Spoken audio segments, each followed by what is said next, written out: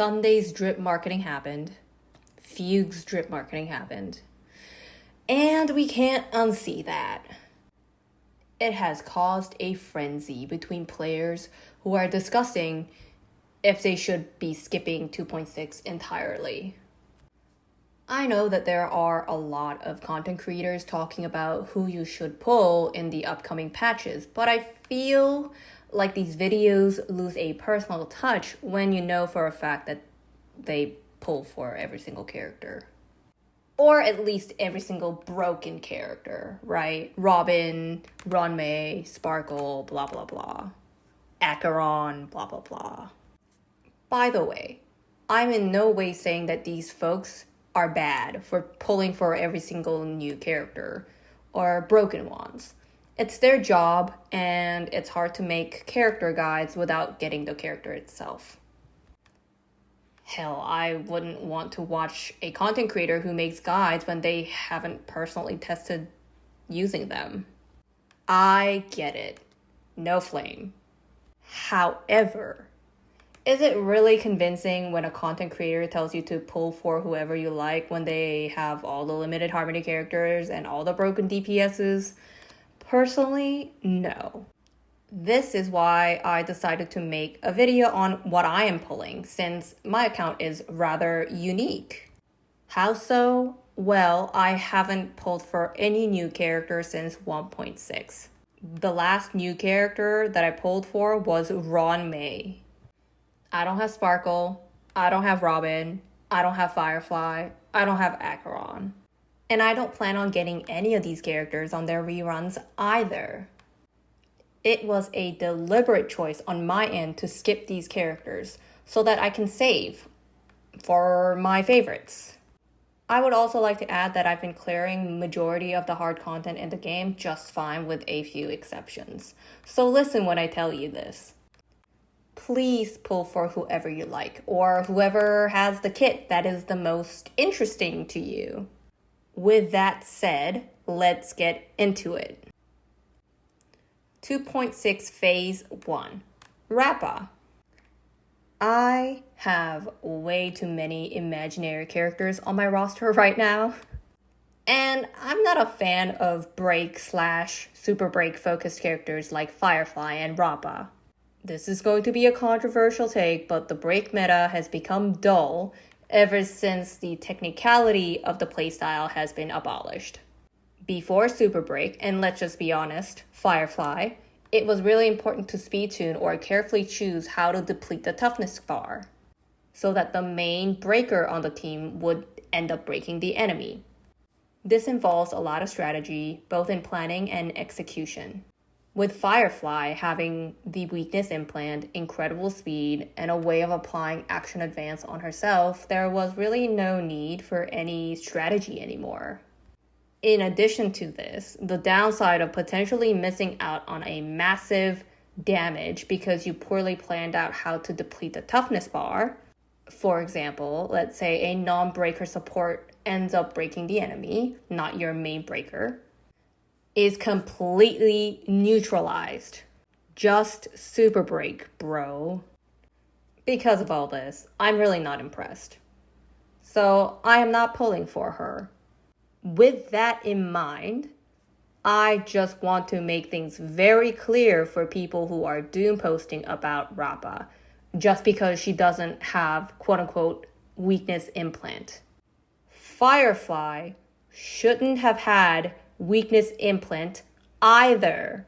She is one of the most overtuned characters to ever exist, and she single-handedly made it so that if they ever want to power creep her, they'll just have to screw over all the break DPSs.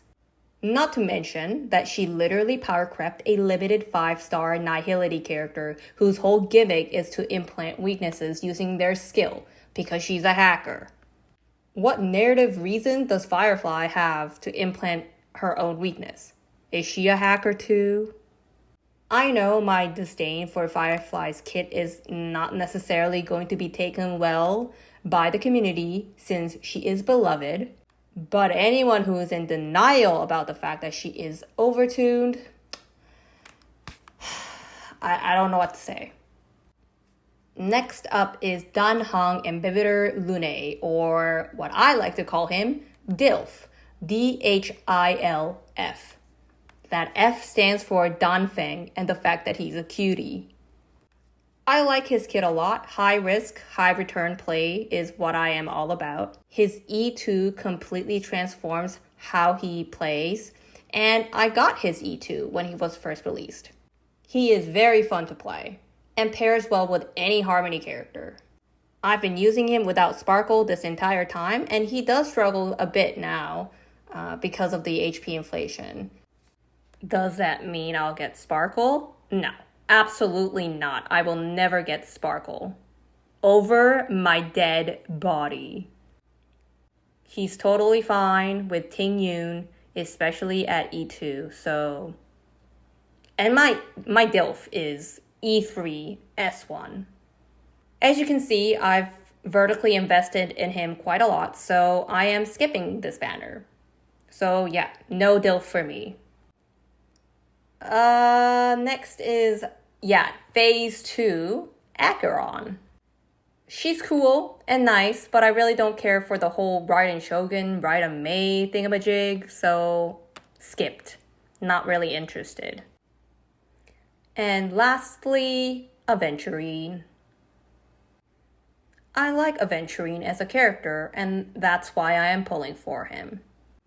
That's it, literally. Is he a broken preservation character? Yes, but I really haven't had any meta reasons to have him, since Fu Xuan and Luocha has covered me 100% of the time. I never thought, gee, I really want a better sustain. Especially after I got E0 Gallagher. Literally never. There is a reason why I skipped him when he was first released. I know that a lot of people like to downplay Luocha as a sustain because he doesn't provide offensive support, but damn, he is still useful to this day. He was my most used character last year as per the Trailblazer report we got for our first year anniversary. And I wouldn't be surprised if Luocha ended up being my most used character for my second year.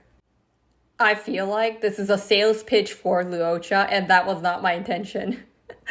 If you like him, pull for him. He is still very, very good. Just know that he doesn't provide offensive support, like the newer sustains. Anyways, let's get back on topic. Aventurine. Yes, he is very cute, and honestly, that is all that matters. The thing is, if I lose my 50-50 trying to pull for Aventurine, I think I might stop. Not because I don't have enough Jades, I have over 600 pulls, but rather I find the banner 4 stars to be disappointing. March 7th, Sampo and Pela. Are you joking? I don't really use March 7th as a preservation unit anymore since Hunt Path provides more utility, and I already have E6 Sampo and Pela. So yeah, that's my plan for 2.6. For 2.7, I am pulling for Sunday definitely and a maybe for Fugue. I am not going to deny that I haven't been bombarded with leaks of their kits for the past few weeks. It is really hard to avoid them if I am being honest. Like, I would be browsing YouTube and some of these leak channels would put their entire kit on the thumbnail. Whatever. Since I cannot verify the validity of these leaks, I'm not going to talk about them. What I will talk about is how much I like Sunday. I really liked his story and especially his whole 0 days of work per week shebang. Very relatable as a wage slave myself. That alone is making me pull for him.